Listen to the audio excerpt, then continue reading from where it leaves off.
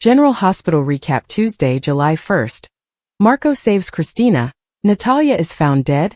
Brennan sets Joss straight. Michael experiences a traumatic flashback. General Hospital recaps for Tuesday, July 1st. See Marco Rios saving Kristina Corinthos Davis' life. But his mother Natalia Ramirez is discovered dead. Also, Jack Brennan corrects Jocelyn Jacks, and Michael Corinthos experiences a horrible flashback. As Kristina is trapped, Alexis visits Sidwell. Kristina enters Charlie's and notices that the floor is coated in liquid. Then someone throws a firebomb through the window. She hastily gets a fire extinguisher and attempts to extinguish the flames. Meanwhile, atop the turret at Windmere, Jen Sidwell notices the fire blazing and informs one of his associates that they have finished the assignment. As he walks inside, Alexis Davis appears, and he inquires about her reason for seeking this meeting. She has a few inquiries about the products he is importing. Although his son may supervise his account, she feels compelled to do a comprehensive investigation. Sidwell and Alexis argue over Alexis's need to vet the contracts. Sidwell and Alexis continue to fight about her need to vet the contracts, and he points out that the most of them are standard. He inquires whether she has any reservations about his kid. She responds that it is typical to supervise a new associate for the first 6 months. She doesn't understand why this is a concern for him, and Sidwell claims it's an inefficient use of time. He believes she is thoroughly scrutinizing Marco's work due to their familial relationship, whilst the lawyer is adamant about evaluating the records. Sidwell feels the need to drink. Marco went to check on his mother and ended up saving Kristina. Marco is concerned that his mother isn't responding to his texts or phone calls, so he goes to Metro Court to check on her. While traveling, he phones Lucas Jones to apologize for letting his mother spoil their evening. When he senses something, he quickly hangs up and hurries into Charlie's, which is on fire. Kristina is behind the bar, phoning for assistance. He temporarily leaves, then returns draped in a blanket, sprints through the flames, and rescues her through the rear door. Dante Falconeri appears immediately after they enter the parking lot. General Hospital recap July 1st. Marco saves Kristina, Michael's traumatic flashback, and Natalia is dead. The rest of the family is still at the Quartermaines. At the Quartermaines, Sasha Corbin fights to keep Daisy Gilmore in her sights. In the foyer, Michael and Sonny talk about the joys of being a grandfather until Jason Morgan takes his boss aside for a meeting. Jason informs Sonny that Natalia missed her flight. Molly Lansing Davis arrives with gifts, and Michael discusses Kristina being called into work. Carly Spencer asks Jason why Natalia was at the chapel, but he remains silent. Sonny returns to chatting with Michael on how amazing the kids were today, and Michael muses on what a fantastic father Sonny was, always making time for him and making him feel cherished. Sonny tells him he's a fantastic man and is proud to be his father. They hug. Sonny and Jason rush to the scene. Meanwhile, at the Quartermaine mansion, Jason receives a call about the fire at Charlie's and promptly informs his boss. They leave immediately. When Jason and Sonny arrive at Charlie's, they are surprised to see Marco and Kristina together. Jason questions why he is there, and Kristina defends him. She narrates how Marco came to her rescue and describes the entire experience. This increases Sonny's concerns, as everything appears to be fairly handy. Molly and Sasha bond. Molly learns about the fire. Molly admires the baby while Sasha expresses her appreciation for Molly's attendance. Molly admits that it aches but is happy for Sasha. They'd both lost infants in the past and bond over it as the two ladies look at images from the christening, and Carly reassures Sasha that she'll look after Daisy. Sasha is excited and wants to enjoy every minute. Molly receives a call about a fire and notifies Michael, who has a flashback to the time he was trapped in Sonny's apartment. Molly struggles to hold her keys, prompting Cody Bell to offer her a ride. While driving, she calls her mother to update her on the fire. Molly panics but is relieved when they get to the scene. Molly is anxious and Cody attempts to calm her down. She is concerned that her sister may be dying just as they are beginning to reconnect. He encourages her not to torture herself until they figure out what occurred, and when they arrive, Molly rushes over and embraces her sister. Alexis arrives, relieved to find her daughter safe, but she lashes into Sonny, saying he brings death and violence to his family and that it must stop. She cannot lose another daughter. Kristina tries to help her father, but Alexis refuses. Cody offers to take the Davis women to the hospital. Jason and Sonny query who started the fire as a firefighter approaches and informs Dante that it was set on purpose. General Hospital recap July 1st. Marco saves Kristina, Michael's traumatic flashback, and Natalia is dead. Jens is angry with his thugs for botching the torch job, and Natalia is found dead. Back at Windmere, Sidwell phones his team, outraged that one of Sonny's children may have been trapped in the blaze. Meanwhile at Metro Court, Harrison Chase and another cop start knocking on Natalia's hotel room door. Anna Devane arrives to assist them, and they open the door to find Natalia comatose on the sofa, with no pulse. After she is taken away, the officers inspect the room. Chase speculates that it could be a suicide. Anna suggests it could have been staged, and they need to figure out who was leaving her room when they arrived. Elizabeth and Isaiah are talking when Natalia is brought in. At JH, Elizabeth Baldwin informs Isaiah Gannon that Portia Robinson has been working non-stop. He notices a photo of Lucky Spencer dangling off a mountain on her phone. She says it was given by her kid, and Aiden Spencer and his father are having a good time. Natalia is suddenly brought in as an overdose case, and while Isaiah and Liz attempt to save her, they must proclaim her dead. Liz recognizes her. When she attempts to phone Marco, she is unsuccessful, so she calls Lucas Jones. She updates him, and they both wonder where Marco is. Anna and Chase arrive and Dante phones Anna, telling her about the fire and Marco rescuing Kristina. Marco comes, learns that his mother is present, and runs to her room, finds her body. General Hospital recap July 1st. Marco saves Kristina, Michael's traumatic flashback, and Natalia is dead. Brennan sets Joss straight. Brennan pays a visit to Carly's to check on Joss while she is alone, and inquires about her and Vaughn's approach for dealing with Professor Henry Dalton. She responds that they don't yet have one, and Joss wonders if he's trying to visit her mother. He reminds her that he is her boss. Carly comes and wonders why Jack is there. Joss hurriedly makes an excuse and departs, while Carly discusses the fire and how it reminded her of when she was worried about Michael's survival. She becomes sad when she recalls it. Brennan reassures her that it's simply PTSD and that it's a normal reaction. It means a lot to her that he understands her sentiments. Carly believes Sonny is to blame, and she is concerned about what she would do if Donna Corinthos died. Michael has a traumatic flashback and worries about Kristina. Back at Quartermaines, Michael must restore his composure after recalling his burns for the second time. He learns that Kristina is alright and tells Sasha. He desperately wants to drink but is unable to owing to his pain medication. The doctors assure him that he would be pain-free soon. What he is experiencing now is nothing compared to the torment he felt after the fire, when they had to take his skin. He is relieved that his sister is okay. Sasha recalls when he called for her from the burn unit, but she was unable to come visit him. She apologizes and asks what he wants. Michael only wants her to look after Daisy. He is determined to keep all of his children safe. When Marco saw Kristina in peril, he didn't have time to ponder. He responded instinctively. The late afternoon sun created deep shadows across the Corinthos estate, but none of them matched the gloom that had suddenly enveloped Kristina's fate. She had been enticed outside by a phone call that appeared innocent at first. But when she got to the back patio and saw the man waiting for her, who wasn't supposed to be there, it all changed. He moved too swiftly and violently. His eyes were full with something that made Kristina's stomach plummet, as Marco appeared from around the corner. He hadn't intended to be there at that precise moment, but something compelled him to circle back and double-check the perimeter. He watched the struggle unfold and did not hesitate. Marco slammed against the attacker, fists flying before Kristina could scream. The would-be assassin fled, retreating into the property's wooded edge, but not before Marco had a clear view of his face. Marco's hands shook as he drew Kristina to her feet, his body buzzing with residual adrenaline, his protective instincts still active. Kristina clung to him, breathless and startled. She never expected to feel so much terror again, not after everything she had been through. However, she felt little and weak at the time, and Marco acted like a force of nature. She stared at him, her emotions whirling. Relief? Thanks, and something more complex that she couldn't quite describe.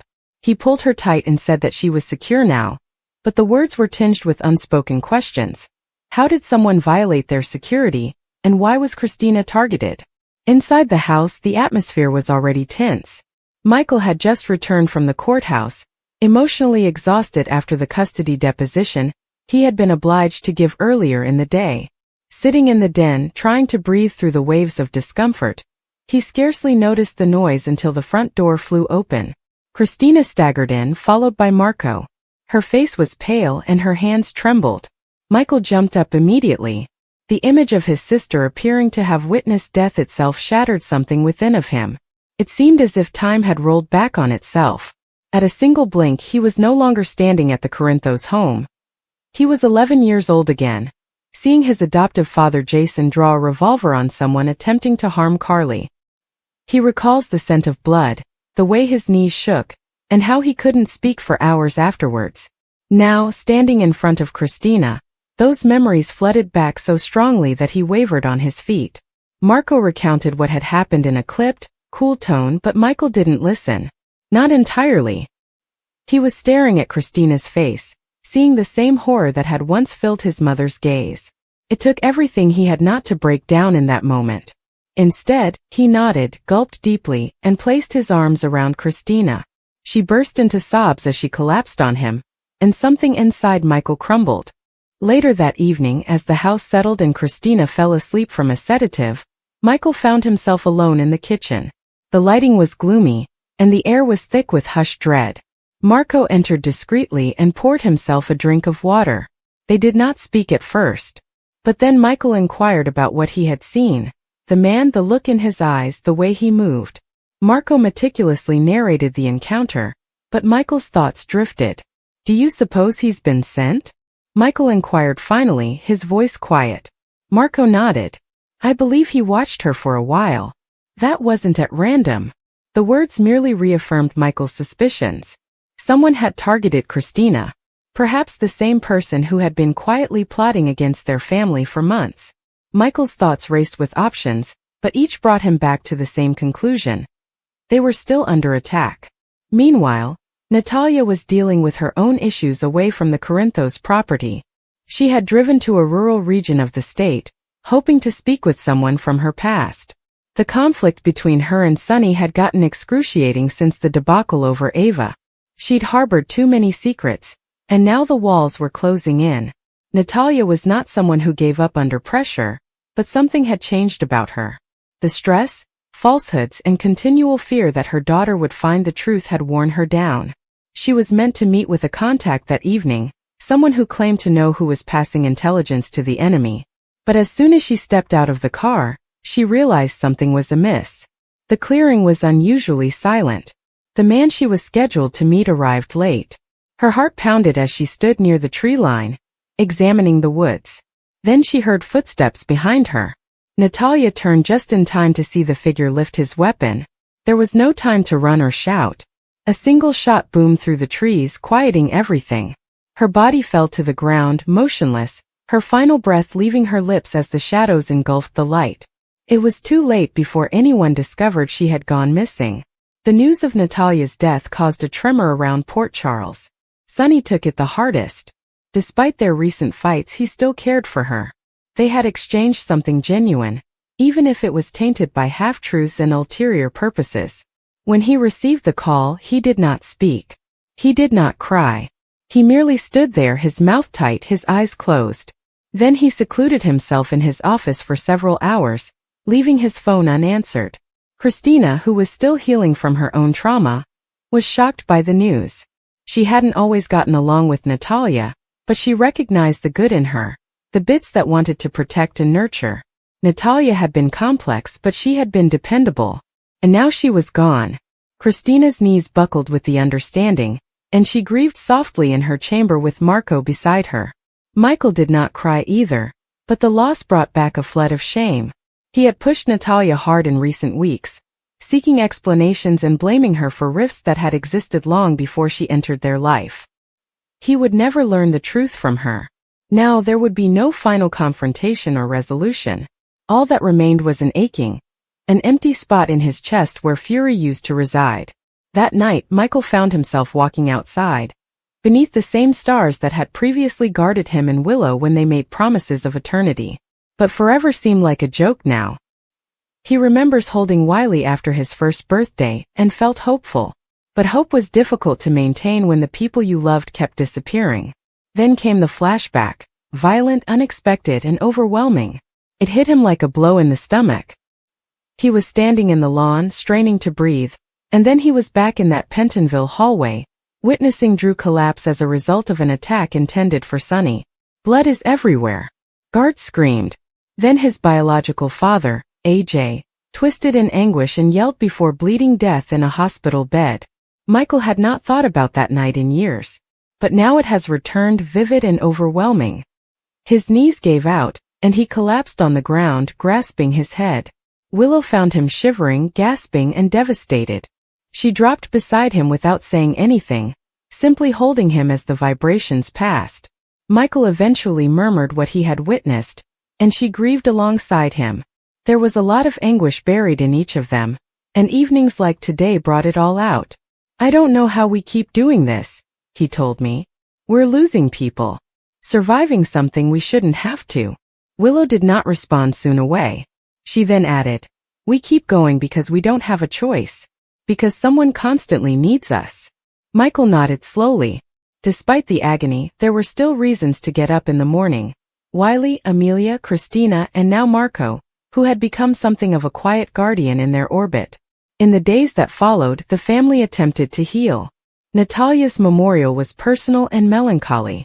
Sonny did not speak. He only stood at the front, palms folded, challenging the closed casket to answer his questions. He never received them. Kristina returned to treatment, this time with a different determination. She wanted to know why she froze that afternoon and couldn't fight back. Marco told Kristina that she'd done everything correctly, but she had to believe it for herself. Michael, on the other hand, sprang into action. He began looking through bank reports, email chains, and anything else that could point them to the person who sent the man after Kristina, and possibly ordered Natalia's death. He became merciless, not for vengeance, but because he couldn't stand the unknown. And as the days passed, one thing became clear. The darkness that had crept into their lives was far from over. Because the man who ordered Natalia's execution was watching from someplace in the city, in a shadowy apartment. He lighted a cigar, scribbled a note in a file labeled Kristina Corinthos Davis, and proceeded to the next page. The war wasn't over. General Hospital spoilers state that GH fans are on high alert as rumors spread that Charlie's Pub, a Corinthos family bastion, has been targeted in a dramatic firebombing, sending a chilling message to either Sonny Corinthos or his daughter, Kristina Corinthos Davis. With Sonny at odds with Jen Sidwell over his attempt to grab control of the town's docks and Kristina embroiled in Ava Jerome's blackmail campaign over her brake-tampering crime, the attack could be a calculated blow. As the Corinthos clan recovers from recent events, including Daisy Corinthos Gilmore's baptism pandemonium, who is the true target, and what consequences will a fiery assault bring? A fiery message for Sonny? Sonny's developing rivalry with Sidwell, who recently came clean about his power grab, makes him a top suspect in planning a firebombing to damage Sonny's grip on Port Charles. Charlie's, a nexus for his coffee import company, is a symbolic target, and this attack may indicate Sidwell's brutality. General Hospital spoilers. Here's why Drew can't leave PC and stay away. View story. Sonny, supported by Jason Morgan and Brick, will not take this lying down, especially after surviving the penthouse blast. Will the firebombing target him, igniting a mob war, or pushing Sonny closer to his planned retirement? Could the possibility of losing another kid, especially after coming so close with Michael Corinthos, be the spark for Sonny to say enough if not already? Is Kristina the true mark? Kristina's involvement in Ava's blackmail, which stems from her breaking Rick Lansing's brakes, makes her a vulnerable target. Her agreement with Cody Bell to seduce Ava adds another layer of danger, and a firebombing at Charlie's, where Kristina was working, could be Ava or Sidwell's warning to retreat. The christening fiasco with Natalia Ramirez has already raised emotions, and a furious attack may force Kristina to confess to more than just Alexis Davis. Will the strike seek to quiet her or reveal her truths to Sonny? General Hospital spoilers. A firebomb Charlie's could be a message for Sonny or Kristina. A flame that could burn Port Charles. A firebomb Charlie's would reverberate through the Corinthos family, with Michael and Sasha Gilmore Corbin preoccupied with Daisy's safety. If Sidwell or Ava are to blame, Police Commissioner Anna Devane's PCPD inquiry might become more serious, while Jack Brennan's WSB connections could reveal deeper conspiracies. Will a firebomb Charlie's be a message to Sonny or Kristina? And will they be able to identify the perpetrator before the flames ignite a full-fledged crisis in Port Charles? Stay tuned for more GH updates and spoilers to discover out. Flames illuminated the Port Charles night sky as fire trucks roared through the calm streets. Charlie's Pub, a local fixture and one of the few venues that had remained neutral over the years, caught fire. What had previously been a comfortable gathering place for familiar acquaintances had quickly transformed into a blazing fire. It was too late for firefighters to get it under control. Charlie's was gone. Investigators suspected arson instantly. Accelerants were discovered at the back entrance and on the baseboards. It was not an accident, nor was it random. Someone had sent a message, and the question now loomed huge over Port Charles. To whom? Kristina Corinthos Davis stood across the street, wrapped in a blanket brought by EMTs, her face covered in soot and her eyes bloodshot. She had locked up barely an hour before the fire began, closing the doors and ensuring that everything was clean and in order before proceeding to her apartment upstairs. She'd just gotten into the shower when she heard the first explosion. The second blow almost knocked her off her feet. She managed to escape dizzy and barefoot, as flames chased her down the stairway. If she had been even a few minutes slower, she might not have made it at all. She stood there, trembling from more than just the cold. Her eyes were haunted as she struggled to comprehend the gravity of what had just occurred. Her company and home were both turned to smoke and ash. Worse, a developing anxiety gnawed at her from within. This was not an isolated incident. Someone had intended to send a message. Was it intended for her? Or was she simply collateral damage in someone else's war? Sonny Corinthos arrived at the site within an hour. His face was stone, his jaw clenched, his gaze sweeping the wreckage of the bar before focusing on Kristina. He came quickly to her side, his voice low and intense. Are you all right? Were you hurt? His hands held her shoulders, as if to ensure she was still real and present. I'm fine, she whispered. I was upstairs. I got out just in time. Relief flashed across Sonny's face, but it was swiftly replaced by a spark of something much darker. Fury. Whoever did this had not only attempted to burn down a pub, they had come within inches of killing his daughter. And that crossed a line that no one lived to cross. The damage still smoking the following morning. Investigators began their work, but Sonny had already started his own investigation. Brick was on the case, going through surveillance footage, interviewing underworld contacts, and building a list of potential opponents who may gain from targeting either Sonny or Kristina. Dante Falconeri, Sonny's son and a detective, arrived to Charlie's remains as an officer rather than a family member. He investigated the area, questioning firefighters, collecting statements, and gaining access to surrounding street cameras. His professional instincts informed him that this was greater than it seemed. Someone had known exactly where to put the accelerants. Someone had timed it just after closing. It bore the marks of precision and motivation. Kristina's phone buzzed continuously, but she disregarded the majority of the texts. Her friends were checking in, her mother was anxious, and Alexis had contacted her multiple times. But Kristina did not want to discuss. She needed clarity and answers. She thought back on the last few weeks. Had she had any arguments? Did anyone appear unusually hostile? Had she been watched? But as her thoughts progressed, another question began to emerge. What if this wasn't about her at all? What if the firebombing had nothing to do with the pub and everything to do with who she was, or more specifically, whose daughter she was? Sonny had accumulated adversaries throughout his life. Old rivalries, broken agreements, betrayals, and long-standing vendettas. Any number of people may have used this moment to convey a message. And what better way to attack Sonny than through his daughter? The one child who had always sought to keep a distance from his world, who found meaning in assisting others rather than wielding power. Kristina's gut twisted as she considered another aspect of the theory. She had recently been more interested in unpopular causes, such as advocating for changes in local policy, collaborating with vulnerable communities, and occasionally questioning the status quo. Could she have been targeted specifically because of that? The cops had theories. There were rumors in the underworld.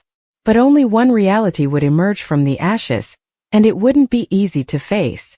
Meanwhile, Sonny's thoughts were racing through a list of suspects. Was this the re-emergence of an old enemy? Was this tied to pikemen? Or is one of the 5 families attempting a power play?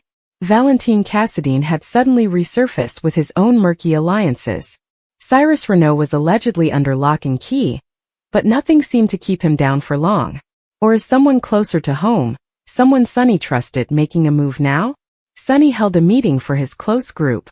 Dex, who had returned to his orbit after a complicated absence from the business, was present, as was Brick and a wary Jason Morgan, who was still concerned about Sonny's increasingly explosive attitude.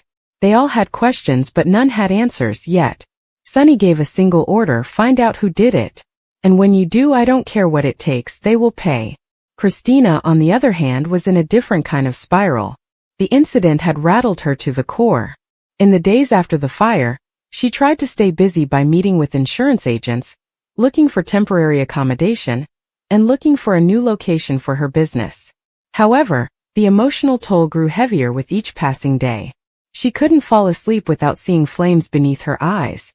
She could not smell smoke without worrying. Worst of all, she couldn't stop thinking about how close she had been to death. Sam paid her frequent visits, attempting to provide Kristina with the stability she required. Molly also stopped by, bringing warm meals and checking on, while the tension in their relationship remained beneath the surface. Even Nina tried to reach out, which Kristina admired but couldn't fully accept considering what was going on between Nina and Sonny. Then came the letter. Kristina found an unlabeled envelope on the porch of the shelter where she worked. Inside was a single piece of typed paper with no handwriting. It reads, "It was just the beginning.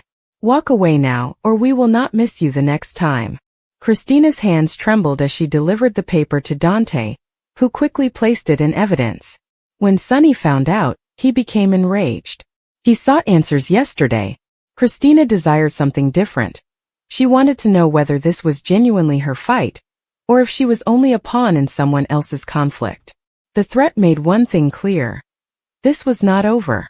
It had barely just begun. The fire had served as a warning, and the note promised further escalation.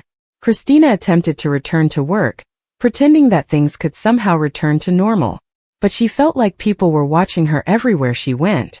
Every stranger appeared suspicious. Every shadow grew too long. She wasn't just experiencing terror. She was trapped in it. However, something else was also growing. Resolve. She was not the same individual who had sought affirmation via disobedience. She was no longer someone who cowered under pressure. She'd created something important with Charlie's. She attempted to do good in the world. And she wasn't going to let fear steal that from her. Sonny, for his part, struggled with guilt. He had tried so hard to keep his children out of his life. But no matter what he did, the darkness always managed to find them. This time it almost took Kristina's life. And if the next strike was successful, he knew he would never forgive himself. Jason took him aside one night and gently stated, "We can do this. But you must remain focused. Don't let your anger cloud your judgment." Sonny nodded, but Jason wasn't sure if the message had arrived. Sonny was a man on the verge of becoming a father and reverting to his former role as an enforcer. As the investigation progressed, more clues surfaced. The accelerants used in the fire were tracked back to a supplier connected to an off-the-books weapons dealer in Buffalo, a dealer who had previously worked with a shell firm linked to Valentine's European operations. It wasn't proof, but it was a thread, and Sonny knew how to twist threads until they unraveled everything. Meanwhile, Kristina got another communication, this time a photograph, shoved under her apartment door. It showed her standing outside the rubble of Charlie's, wrapped in an emergency blanket and surrounded by EMTs. The message was clear. They were watching her. She showed the photograph to Sonny. He stared at it for a long time, his quiet scarier than any menace. Then he folded it up and put it in his coat pocket, saying merely, "They'll regret ever thinking this was a good idea." In the ensuing days, Sonny's network launched a stealthy but comprehensive revenge campaign. Brick investigated phone records, Dex infiltrated a few side activities, and Jason kept an eye on Valentine, waiting for a mistake.